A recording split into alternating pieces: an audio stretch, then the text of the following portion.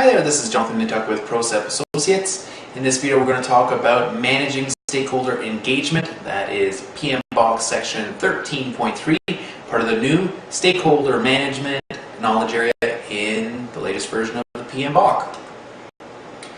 So I think the first thing to talk about here is, out with the old, in with the new. We used to have managing stakeholder expectations, and now we have managing stakeholder engagement. One word, one small change, but I think an important change, right? Engagement to me is a lot more active, right? Expectations is kind of about, learning what the stakeholder was expecting, learning what they wanted, and then, managing how we were going to meet that, making sure that their expectations were set and managed properly, right? But engagement definitely is more active. I view it as more collaborative. It's certainly this is more of a modern take, right?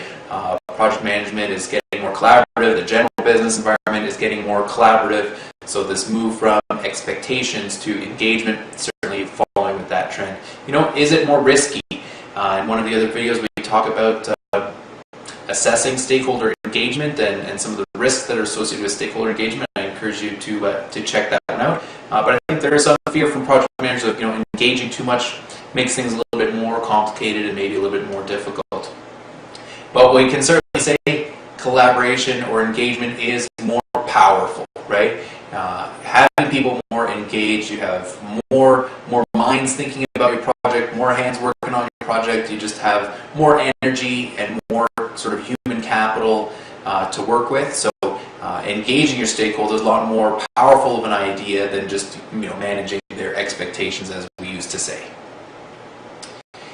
One of the things I like to talk about here is a little bit of the psychology of different types of work. So if you think about a person who's doing operational work, and I don't care what it is, if they're selling shirts in a retail store, if they're working in an IT call center responding to support calls, or some accounting function or something, they have a lot of chances to win, right? Every day they probably have multiple transactions that are coming their way, right? That person selling shirts, person comes in, find them the right style and size, color, and they leave with that shirt and they're happy, that's a win, right? And you can win in an operational role, kind of over and over and over, many times in one day, and these wins can really just really pile up over time. Conversely, now let's think about somebody who's working on a project, right? So a stakeholder who's involved with a project. Well, they're going to have a very different experience. They don't have the same operational opportunity to have all of these wins over and over again. Their experience is more like kind of waiting, working through, maybe we finally have a deliverable and, okay, now somebody's happy, right? Now we've delivered something of value, right? The bigger win, that's for sure. They're going to have a bigger win and get a bigger smiley face there, but it takes a lot longer for that win to come about. And we have, another scenario that some of us have certainly experienced, which is, waiting a long time and we don't get that happy face at the end, right? So not to say that the operational person is necessarily going to satisfy every person that comes through, but they have a lot more opportunities to win and lose. In a project environment where we're waiting so long to maybe get some kind of good customer feedback or value, when we're not successful, it's even further kind of demotivating. So just when we think about stakeholder engagement, recognize that we're in a very different psychological kind of world compared to folks who are working in the operational type of environment. And keeping our stakeholders motivated is really important because our stakeholders are engaged in multiple different types of work. Usually we don't often have dedicated project staff, depending on our situation. Many of them still have operational work that they need to do.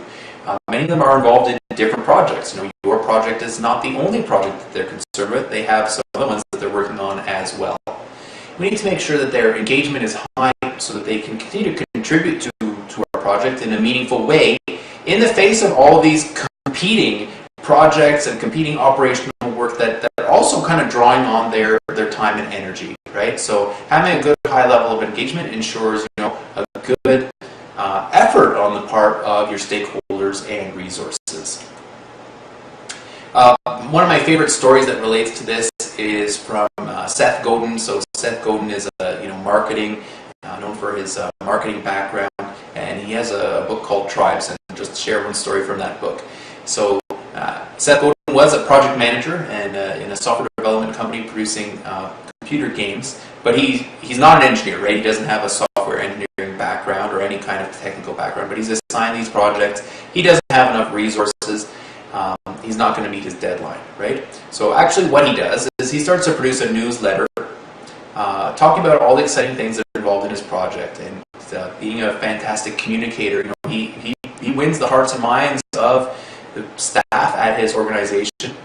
People start to volunteer their time towards his project. They ask to be assigned to his project, and all of a sudden he starts to amass sufficient resources that, you know, they work darn hard, but they do actually meet their deadline, right? So what he manages to do there is he creates, you know, engagement through communication, and I think that's a really important message.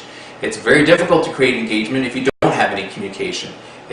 Communication is the channel and the vehicle that's going to allow you to create that engagement. So just a great little story there from Seth Godin. Thanks very much. Once again, this is Jonathan Nituch from Procept Associates. If you have any questions about this content or any of the other training or offerings that we might have, you can learn more about us at our website. Thank you.